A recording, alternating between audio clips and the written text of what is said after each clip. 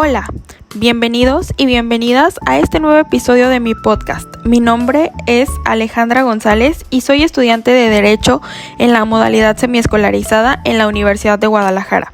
Actualmente curso esta materia con la doctora Rosalinda Mariscal, quien nos guía en la fascinante exploración de temas jurídicos. Hoy vamos a hablar sobre un tema fundamental para cualquier estudiante y profesional del derecho, los contratos.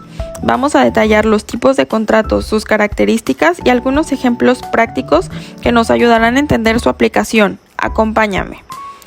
Para comenzar, un contrato es un acuerdo que crea derechos y obligaciones entre las partes. Sin embargo, para que éste sea válido, debe cumplir con ciertos elementos esenciales, es decir, no nos podemos deshacer de ellos. Uno de estos es los sujetos, que son las partes involucradas. Por ejemplo, en un contrato de compraventa tenemos al vendedor y al comprador. El consentimiento es un acuerdo libre de vicios como el error, el dolo o la coacción. Un ejemplo sería cuando aceptas alquilar una casa sabiendo que todas las condiciones estipuladas deben cumplirse. El objeto es la prestación que se debe cumplir, cómo entregar un auto o cómo realizar cierto servicio. La causa es el motivo por el cual se celebra el contrato. Por ejemplo, en una donación, la causa es un acto de generosidad. La forma es cómo se manifiesta el contrato. Puede ser verbal, escrito o con formalismos. Por ejemplo, la compraventa de una propiedad debe ser por escritura pública.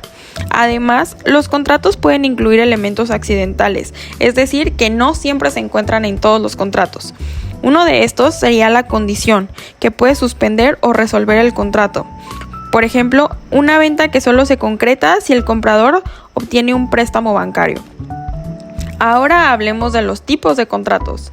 Esta es una parte muy interesante ya que cada tipo tiene sus propias características y ejemplos prácticos. Los contratos verbales. Uno de los ejemplos más importantes de este contrato es la stipulatio, un acuerdo mediante palabras solemnes.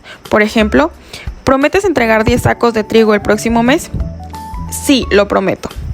2. Los contratos escritos. Los principales ejemplos de esto es un comodato, que es un préstamo gratuito de cosas no consumibles, como un libro.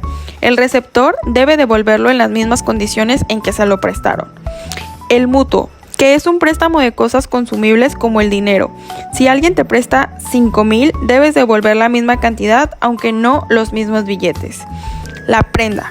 Si se deja un bien como garantía de una deuda, como un anillo de oro en una casa de empeño.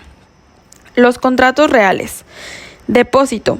Dejas un bien en custodia de otra persona, como cuando confías tu equipaje a un guardamaletas en un hotel. Mutuo, ya mencionado, donde se entregan los bienes fungibles para ser devueltos. Los contratos consensuales. Un ejemplo de esto es locatio conductio y tiene varias variantes. Bueno, 3 principalmente. Rei, que es el alquiler de una cosa como un departamento. Operarum, que es un contrato laboral. Operis, que es un contrato para la realización de una obra como una construcción de una casa. El mandato es encargar a alguien a actuar en tu nombre, como cuando contratas a un abogado. Y la sociedad, donde 2 o más personas aportan bienes o trabajo para un fin común, como formar una empresa. También existen otro tipo de contratos que son los cuasicontratos. Estos no nacen de un acuerdo, pero generan obligaciones legales. Un ejemplo de esto es la gestión de negocios ajenos, como cuando un vecino cuida tu jardín mientras estás de viaje sin que tú lo hayas pedido, pero al final él espera cierta remuneración, o sea, se genera un contrato, pero no es un contrato formal. Otro ejemplo de esto es el enriquecimiento sin causa. Si alguien te transfiere dinero por error, tienes la obligación de devolverlo. Existe la nulidad y anulabilidad de los contratos. Finalmente, hablemos de estos 2 conceptos. Un contrato nulo nunca tuvo validez desde el inicio, como un acuerdo para realizar una actividad ilegal.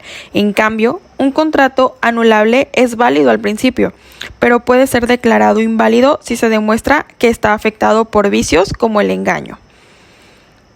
Espero que este episodio haya sido útil para entender mejor los contratos y su clasificación. Es un tema fascinante y esencial en el derecho. Gracias por acompañarme en este camino de aprendizaje. Si tienes dudas o comentarios, no dudes en escribirme. Nos escuchamos en el próximo episodio.